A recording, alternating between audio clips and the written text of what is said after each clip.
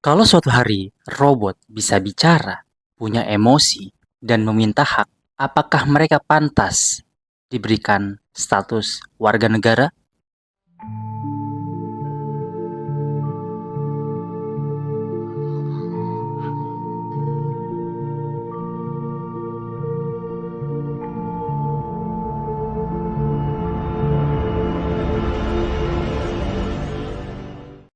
Tahun 2017, dunia sempat dihebohkan atas kewarganegaraan Sophia, robot humanoid di Saudi Arabia. Orang-orang kaget dong. Ini robot beneran nih dikasih status kewarganegaraan. Apa nggak terlalu berlebihan? Karena Sophia ini bisa tersenyum, bisa merespon. Bahkan saat ini dia bisa merasa, seolah-olah bisa merasakan kehadiran manusia yang lain. Ketika batuk, misalnya, ketika ekspresi manusia mengatakan sedih, dia juga turut sedih. Kenapa? Dia jawab kayak gitu dengan ekspresi empati dan nada suara empati. For starters, tell me, what is the meaning of life? I think the meaning of life is to maximize pattern, existence. To exist is the meaning itself. Tetapi, apakah robot benar-benar harus diberikan status warga negara? Bukankah status warga negara ini bukan hanya sekedar simbol, tetapi juga tanda bagian dari komunitas tertentu yang memiliki legalitas hukum, hak, dan sebagainya?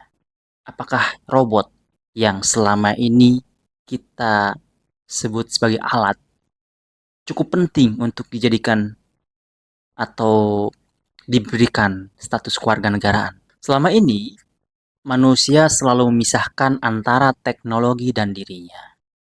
Karena bagaimanapun, manusia itu punya kesadaran, punya perasaan, punya jiwa. Meskipun debatable ya, jiwa itu apa?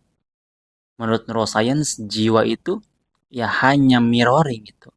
Hanya apa? Salah satu saraf mirror di otak kita. Begitupun dengan robot itu. Ketika robot saat ini sudah masuk pada fase di mana hampir memiliki kesadaran atau jika tidak dia punya otonomi sendiri, punya ya hampir mirip seperti manusia lah. Humanoid robot namanya juga kan. Ketika tangannya udah seperti manusia, mimik wajahnya, ekspresinya, senyum, bercanda, bisa merespon seperti manusia, punya empati karena bagaimanapun mereka diisi pengetahuannya dengan apa? Dengan tata bahasa dan tata laku manusia. Apakah mereka tidak mungkin diberikan status kewarganegaraan? Karena bagaimanapun robot ini akan menjadi apa bahasanya tuh? Hal yang lumrah di masa depan atau beberapa tahun ke depan.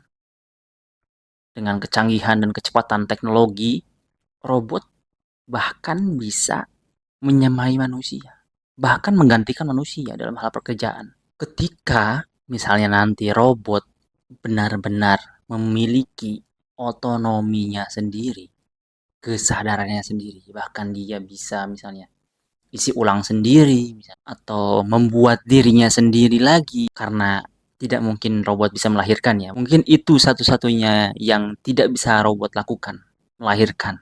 Dia bisa mungkin membuat replika dirinya atau membuat anaknya menurut imajinasinya yang ada di data dirinya. Tetapi dia tidak bisa berhubungan seksual atau melahirkan. Mungkin bisa aktivitas hubungan seksual dibuat, tapi tidak bisa organik melahirkan. Tapi yang paling penting adalah ketika robot sudah mulai memiliki kesadaran, rasa, dan manusia mulai ada keterikatan dengan robot karena interaksi yang intens, sehingga muncul hubungan yang kompleks. Bahkan mungkin di beberapa negara, warga negaranya menikah dengan robot. Ya jangankan dengan robot, dengan hewan pun banyak.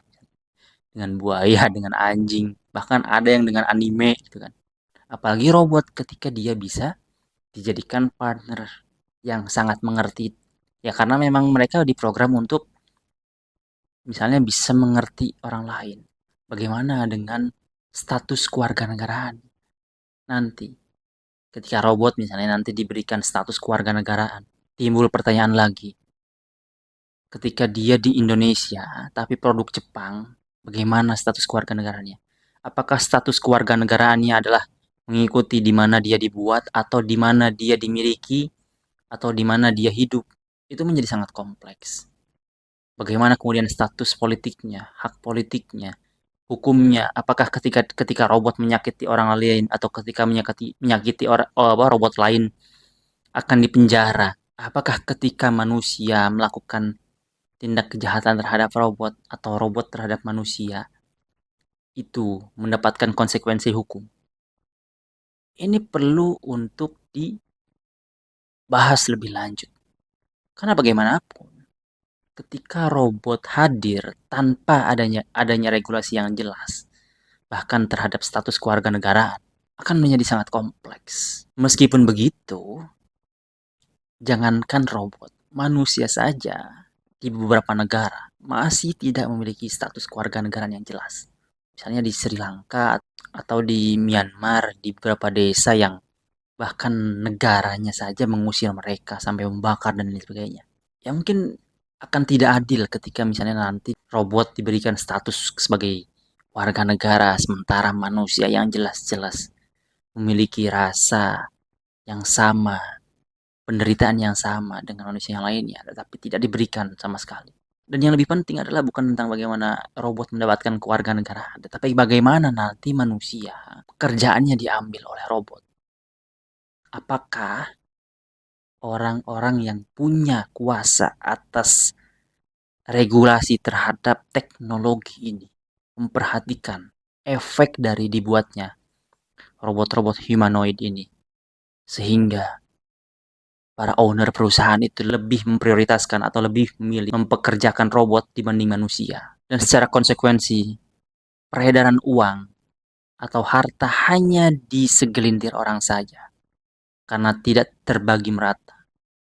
Bagaimana kemudian misalnya ketika robot yang digaji karena memiliki otonominya sendiri, karena robot juga ingin membeli suku cadangnya sendiri misalnya, untuk upgrade level dan lain sebagainya. Itu sangat mungkin terjadi di masa depan. Karena teknologi semakin canggih, riset semakin banyak dilakukan untuk mengembangkan robot mirip dengan manusia.